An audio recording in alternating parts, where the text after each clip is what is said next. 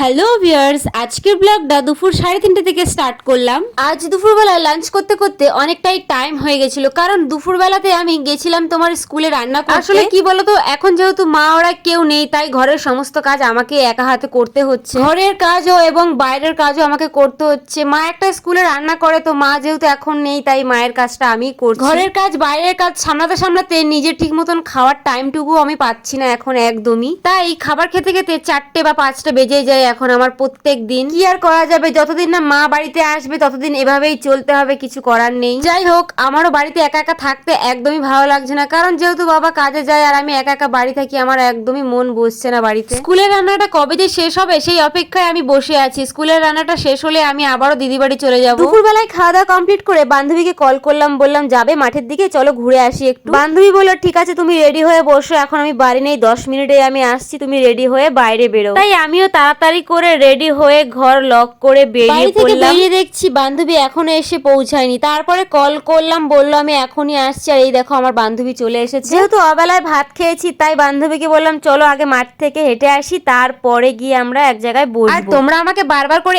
একটা কমেন্টই করছো যে দিদি রমজানের সাথে কি তোমার ঝামেলা হয়েছে, কোনো কিছু অশান্তি হয়েছে, রমজানের সাথে ভিডিও কেন করছো না? তো তাদেরকে আমি একটা কথাই বলতে চাই, না গো, রমজানের সাথে আমার কোনো ঝামেলা বা কোনো অশান্তি কিছুই হয়নি। আমি একটু ব্যস্ত ছিলাম, তাই রমজানের সাথে সেভাবে আমি ভিডিও করতে পারিনি। যাই হোক, আর বেশি কিছু বললাম না। তো তোমরা খুব তাড়াতাড়ি আরো সুন্দর সুন্দর ভিডিও দেখতে পাবে। আজকের ব্লগটা শেষ করার আগে তোমাদেরকে একটা কথা বলি, আমার ব্লগ তোমাদের কেমন লাগে অবশ্যই কিন্তু আমাকে জানিয়ে যেও।